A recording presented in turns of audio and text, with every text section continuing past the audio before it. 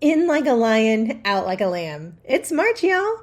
It's a month where anything can happen, from wild weather to big sports upsets and celebrations. Here is what's coming up this month. The Oscars were last night, March 2nd. The stars were shining, the dresses were something, and hopefully next year's slate of award-winning movies will be more exciting. What did you think about Ariana's dress and Timothée Chalamet's butter yellow tuxedo? I want to know. Mardi Gras is tomorrow, March 4th. It's time for beads, king cake, and all the festive fun. International Women's Day is March 8th. Let's take a moment to honor and celebrate the amazing women in our lives and around the world. Daylight savings time is this Sunday, March 10th, so get ready to lose an hour of sleep, but hey, we're gaining more daylight, so hello, sunshine, and apologies if your baby doesn't understand the time change. St. Patrick's Day is coming up on March 17th.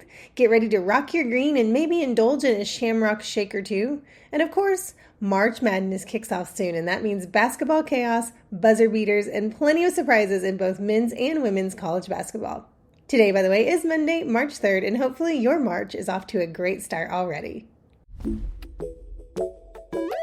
Hi and hello! You've found the podcast for women in the middle of it. Whether you're navigating midlife or you simply need a midday break, this is a community made for you. I'm Indiana Adams, and you can think of me as your internet bestie as we share recommendations, laugh about the ridiculous things we see online, and cheer each other on. I am so glad you're here. I have this place in my brain that still stores obsolete phone numbers from my youth. 522-8373 was my home phone growing up. 523-6846 was my friend Donald's phone number. 522-9979 was my friend Amanda's phone number. And 522-4372 was the phone number of Todd, my longtime middle school and high school crush that I incidentally memorized, but I think I only had the guts to call once in 9th grade, and when his mom answered, I panicked and hung up. But here's the kicker. Today, I only remember 2 phone numbers, mine and my husband's. That's it. We don't need to memorize numbers anymore, right? We just tap on our phone or say, hey Siri, call so-and-so, and poof, we're connected. Now imagine what Alexander Graham Bell would say about that.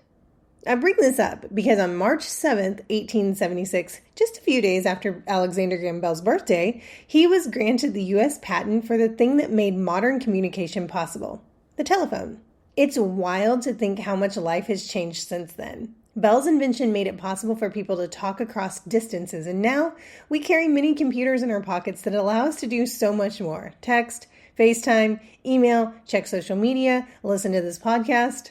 All of it powered by the very invention that Bell created more than 140 years ago. Forget the fact that I rarely use my phone to call anyone. But here's something really fascinating. While Alexander Graham Bell is synonymous with the telephone, his story goes much deeper. And there were other people like Lewis Howard Latimer who played crucial roles in making the telephone a reality, but their stories are often overlooked. I want to take a moment to introduce you to Lewis Latimer if you haven't heard of him yet. He was a brilliant inventor whose work was just as important to the telephone's success as Bell's own. Latimer was the one who helped Bell with the technical drawings for the patent and was vital in making sure that the invention was represented properly when it went to the patent office. Bell's success wasn't solely his own. It was a culmination of many minds working together toward the same goal. And Latimer didn't stop at the telephone. He played a huge role in improving electric lighting. He helped Edison develop a method to make light bulb filaments stronger, longer lasting, and more affordable. Some wonder, with right reason, if Latimer was actually the true inventor of the telephone and the light bulb, but did not receive credit because he was black. What we do know is that Latimer's contributions to the phone and electric lighting made it possible for everyday people to have access to these, not just the wealthy. He truly believed in using technology to make life better for everyone, and his legacy reflects that spirit. I wish that Lewis Howard Latimer were as celebrated as Alexander Graham Bell and Thomas Edison. But let's circle back to Bell, because his journey to inventing the telephone was as much about passion and persistence as it was about innovation. Here's the thing. You might think Bell's focus was always on the telephone, but his first passion was actually helping the deaf. Growing up, his family was steeped in the world of elocution and speech. His grandfather was an elocutionist, which is a person who specializes in clear and expressive speech, and his father, Melville Bell, developed a system called visible speech, which is designed to help the deaf communicate. Both Bell's mother and his wife were deaf, and they were both inspirations in his work. By the time Bell was 25, he had already opened his School of Vocal Physiology and Mechanics of Speech in Boston, where he worked with deaf students, helping them communicate using speech rather than only sign language. That was Bell's first love, helping others communicate. But here's where things get interesting. Bell's work wasn't just driven by his passion for helping the deaf, it was also deeply personal. Bell's wife, Mabel, was a key influence on his life and work. They met when Mabel, who was deaf, was a student at Bell's school.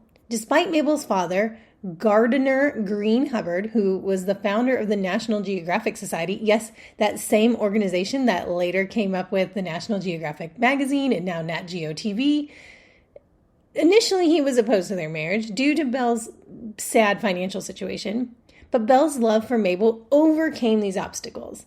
A few days after Bell founded the Bell Telephone Company, securing his fortune, he married Mabel, and as a wedding gift, he gave her all but 10 of his 1,500 shares of the company. On his desk, Bell kept a photograph of Mabel with the inscription, "The girl for whom the telephone was invented." So it was love that was at the heart of Bell's work, especially with the telephone. But while the telephone was a symbol of love and connection for Bell, his views on other social issues were far less noble. You see, Bell was a proponent of eugenics, a controversial belief in improving the genetic quality of the human population. Bell believed that by encouraging the reproduction of desirable individuals and preventing those with disabilities from having children, that society would improve. It's a troubling aspect of his legacy, especially given his deep involvement with the deaf community. And what makes it even more complex is that Helen Keller, yes, that Helen Keller, the iconic deafblind activist, shared similar beliefs. Y'all, they knew each other. Keller, who worked with Bell as a young girl and who later became a global advocate for people with disabilities, was also involved in the eugenics movement. In fact, Keller, like Bell, was also a member of the American Eugenics Society and expressed support for eugenic ideas, believing that certain disabilities, including deafness, should be prevented. It's a difficult reality to reckon with given Keller's groundbreaking work in advocating for the rights and education of people with disabilities. But Keller, like Bell, was swept up in the prevailing eugenic ideas of the time. Their connection to eugenics shows how even those who made monumental contributions to society often held views that we today find deeply problematic. This intersection of progress, ethics, and humanity can be super complicated, and we must understand these figures with nuance. We can appreciate their achievements while also grappling with the negative aspects of their legacies. Bell's connections didn't end with Keller. Both Bell and Keller knew Thomas Edison. Edison, the inventor of the light bulb and a fierce competitor to Bell in the world of inventions, had his own connection to Bell's telephone work. Bell and Edison had mutual respect for each other's innovations, but they also had some professional rivalries, particularly when it came to patents and the development of electronic technologies. By 1876, Bell was living in Washington, D.C., still inventing things and patenting other things. And after the telephone, he went on to invent a metal detector, which he famously used in an attempt to save the life of President James Garfield, who was shot in 1881. Bell was called in to help locate the bullet lodged in the president's body, but his metal detector failed due to interference from metal springs in Garfield's bed. Garfield died of the wound, but Bell's work laid the groundwork for future medical technologies. At this time in his life, he found himself embroiled in endless lawsuits over patents related to the telephone, and in the middle of all this chaos, he came across a book by Charles Dudley Warner called Bedeque and That Sort of Thing, which described a small fishing village in Nova Scotia called Bedeque as the most beautiful saltwater lake I have ever seen, its embracing hills casting a shadow from its wooded islands. After reading this description, Bell decided to relocate there with his wife Mabel and their 2 children, leaving behind the stress of legal battles and public life. For nearly 40 years, Bell called Bedeque home, living in peace and focusing on his research. The move was life-changing, not just for his family, but for Bell's creativity. Sometimes innovators need to escape the noise to truly think clearly. And while most of us can't just pack up and move to the Canadian countryside, I do think it goes to show that a change in scenery can do wonders for your creativity and productivity. Sometimes you need that quiet space away from the noise to truly think clearly. Whether it's Belle moving to Nova Scotia or my own retreat to get this podcast back on track, a little change in perspective can spark the best ideas. So hey, if you're feeling stuck in a creative rut, maybe it's time to take your trip to your version of Bedek. And if you can't actually get away, maybe it's just a quick walk around the block, or maybe it's just sitting in your car a little while longer after running an errand, or maybe it's just stepping out for a coffee run solo. If nothing else, at least you'll get some fresh air and a much needed break from staring at your phone. After all, Alexander Graham Bell invented that thing, but we still need a break from it sometimes. I was 22 years old when I got my first actual cell phone. But let me back up for a second. When I was 16 or 17, I had a bag phone in my car for emergencies. You see, I was the token driver in my high school friend group, and since I skipped a lot of school and wasn't the greatest driver, my folks decided I needed a car phone for emergencies. There was no GPS back then. It was 1997, and this was the most high-tech thing I had. But here's the thing. My parents would try to ring me on that phone to check in and see where I was, and most of the time I didn't answer. Why? Because it was inside at the mall, or inside at a movie, or inside Fazoli's, and my phone was in the car. When I'd get home, they'd say, "Why didn't you answer the phone?" And I'd have to be like, "I wasn't in the car, I went inside." This is also when and why I got a pager, so they could beep me to nudge me to call home to check in. I tried to explain a pager to my kids last week, and they couldn't understand it at all. I don't count that bag phone as my first actual cell phone because it couldn't leave the car. I think I only used it once to report a drunk driver. I did not call Todd on it despite having his home phone number memorized. In fact, my friend Kim used it more than I did to call her long-distance boyfriend during our lunch breaks. So while it was a phone, technically, it wasn't like a true cell phone experience. It was always tethered to the car. My first true cell phone experience did not come until I was in college. My first phone was a pink Nokia that I meticulously manually programmed to play a rudimentary chiptune version of Clocks by Coldplay as the ringtone. There was no internet browsing, there was no camera, and texting, that was basically impossible. But my relationship with Cap was built on that thing. He was at Georgia Tech here in Atlanta, and I was at Olivet Nazarene University in Kankakee, Illinois, and that's how I would talk to him, long distance. I was as connected as I needed to be. Come to think of it, this is exactly the kind of phone I wish were still around. Simple, functional, nostalgic. That's the kind of phone I'd give my teenager. Coldplay, ringtone, and all.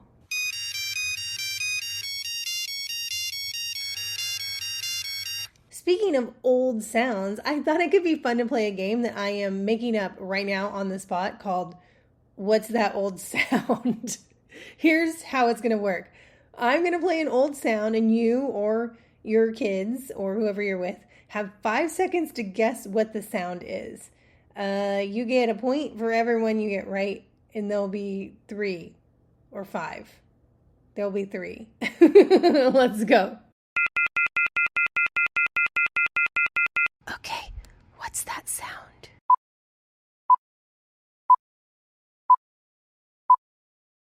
Okay, this is the sound of a phone, not a cell phone, like a house phone. What is that called? A rotary, like a regular analog phone when you accidentally have left it off the hook. It's an off the hook alarm. Next sound.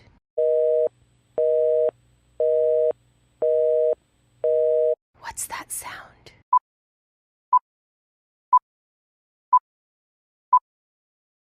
This is the sound of a busy signal. Like you would call someone, but that someone would be on the phone talking to someone else. So you would hear this sound to let you know that the phone line is being used and to call back later. Next sound.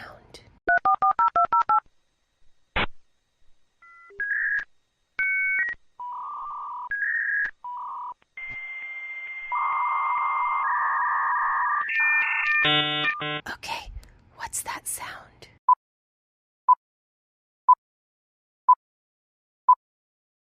This sound is a dial-up modem. It's the sound that would play as your computer was trying to use the phone line to get online. All right, your discussion questions for this week are these 3 things. Number 1, how old were you when you got your first real cell phone? And if you were a baby, I love you. I don't know how you found this podcast, but thank you for being here. The second question. Do you still remember your best friend's home phone number? If so, what is it? And 3, what is the longest you could go without your cell phone? Well, let's discuss in the comments. This week's group project is one that my friend Tara Brimmer over at Housepiece would be proud of. To honor her for her birthday this week, we're going to organize our phones. It's time to declutter our digital lives and get organized because let's be real, our phones are often where the clutter hides. For the next 3 days, we've got one task to do to help streamline our devices. Today, we're starting with cleaning out our old photos, those blurry ones, the duplicates, or the screenshots that serve no purpose anymore. If you have 13,000 photos and videos like I do, though, this may be too much to tackle in one day, so may I suggest simply typing in today's date in your photo search bar and then deleting any photo of a screenshot you need that comes up for this date. This could become part of your new daily habit, and in a year, your phone will be clean. Does that seem like too long? I don't know. If you have 13,000 photos, I think that's okay. Tomorrow, you're going to tackle your contacts. Just delete or archive any numbers that you haven't called in years. And for our final day, we will reset your notifications. Say bye-bye to all the app pings that never stop. I know that you will feel lighter and more focused by the end of this. And speaking of phone organization, Tara and I will both be at the Mom 2.0 Summit in Orlando this April 3rd through 5th. Tara is actually teaching a workshop called iPhone Peace to help us get a handle on our phone organization. I'll be there too as the event MC, and I'm also hosting a solo travelers and newbies meetup for anyone who's new to the conference or who's coming alone. If you're coming, I would love to see you there. If you're interested in attending, use code Indiana150 to get $150 off your registration. The conference is for any woman who's a content creator, marketer, or business owner, or who wants to be any of those things, or who wants to connect with any of those things. And it is my favorite conference all year. If you're looking to connect, learn, and be inspired, this is the conference for you. So join us in Orlando next month. I'd love to meet you in real life. Okay, my internet besties, that's it for today. We covered a lot, from Alexander Graham Bell's legacy to how phones have evolved, and our weekly challenge is to declutter our phones over the next 3 days. If you enjoyed this episode, I'd love it if you'd leave a 5-star review in whatever podcast app you're using. Your reviews help get this show into more ears, and that means the world to me. Not only does it give me the chance to connect with even more amazing women, but it also helps me know what's resonating with you. And hey, if you're feeling extra generous, share this episode with a cool friend. Thank you so much for listening, and hey, I know you're in the middle of all the things, but friend, I am cheering you on. Growing up, his family was steeped in a world of speech and elocution. Is that how you say it? I think it's ironic that I'm not exactly sure how to say it. Okay, pause. Because now I need to do a thing where you see if you're pronouncing it right. Elocution. Elocution. I got it right. Okay, let's go back. By the time Bell was 25, he had already opened his School of Vocal School of... It's funny that I can't say it.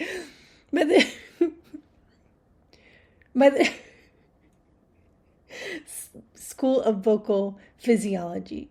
Physiology. School of Vocal Physiology. There's no physiology. What? Physiology. Physiology. Like fizzy, like a drink, ology. Physiology. I'm overthinking it. By the time Bell was 25, he had already opened his School of Vocal. Oh, my word.